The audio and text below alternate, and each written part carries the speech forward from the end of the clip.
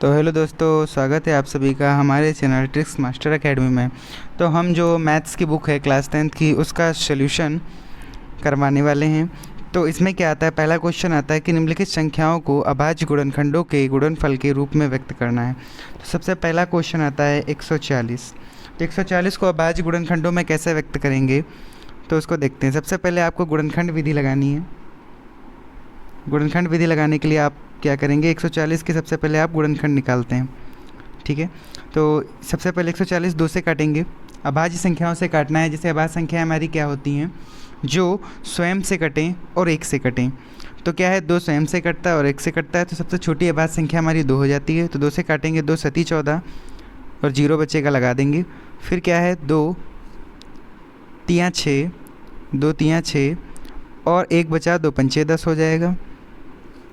फिर 7 से काटेंगे, 7 पचे 35, फिर 5 से 5 एकम 5। तो अब इधर हमारा क्या हुआ, 2 आया 2 बार और 7 और 5। तो इसका आंसर क्या हो जाएगा, लिख लिए 2 गुणे 2 गुणे 7 गुणे 5। ये सभी अभाज्य संख्या हो गई। तो 2 2 बार आता है, तो 2 की घात 2 कर लेंगे, गुणे 7 और गुणे 5। तो ये हमारा पहले क्वेश्चन का आंसर हो गया। अब आता है नेक्स्ट क्वेश्चन।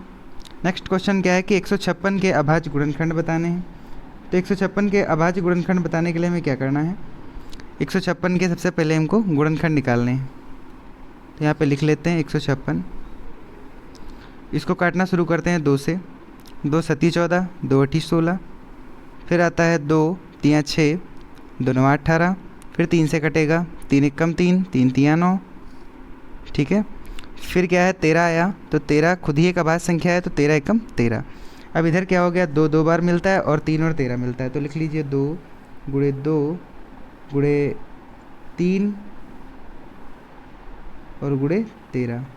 ठीक है, तो लिख लीजिए 2 की घात 2 बार हो सकती है कि नहीं हो सकती, हो सकती है। और फिर 3 आ जाएगा और गुणे 13 आ जाएगा। तो ये आंसर हो गया हमारे दूसरे क्वेश्चन का। तो अब चलते हैं तीसरे क्वेश्चन पे। तो क्या है, यहाँ पे 3825 के आपको क्या करना है, गुणनखंड निकालने हैं। तो लिखना है 3825। तो लास्ट डिजिट 5 है, तो 5 से काटना शुरू करते हैं। 5 एक अभाज्य संख्या है। 5 7 35, 3 बचा 32 हो गया, 5 छक्का 30, 2 बचा 25, 5 25। ठीक है, फिर 5 से काटते हैं, 5 एकम 5, 2 बचेगा 5 25 और फिर 5 तियाँ 15। फिर 3 से कटेगा, 3 पचे 15 और 3 एकम 3। अब 17 से, 17 की 17, 17 तियाँ 51 और फिर 3 एकन्ना 3। तो यहाँ पे क्या बचेगा हमारा, 5 गुणे 5 गुणे 3 और गुणे 17 और गुणे 3।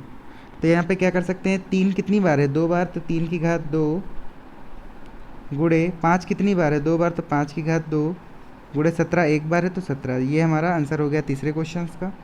तो अब आते हैं चौथे क्वेश्चन। तो चौथा क्वेश्चन हमारा आता है 5005 के अभाज्य गुणनखंड निकालने हैं।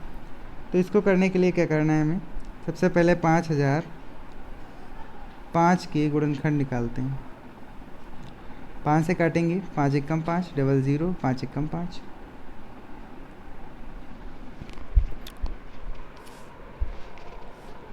फिर क्या हो जाएगा, 13 से काटेंगे, 13 सती कितना होता है, 91। यहाँ पे 9 बचेगा, फिर 13 सती 91। फिर 11 से काटेंगे, 11 सती 77, फिर 7 एकन्ना 7। अब इधर क्या बचा, 5 सबसे पहले लिखेंगे, फिर क्या 5 के बाद 7 लिख लेंगे, 7 के बाद 11 लिख लेंगे और 11 के बाद 13 लिख लेंगे। तो ये सभी हमारे अभाज्य गुणनखंड निकल के आ गए हैं। उम्मीद करते हैं आपको वीडियो अच्छा लगा होगा। अगर वीडियो अच्छा लगे तो कमेंट ज़रूर करना।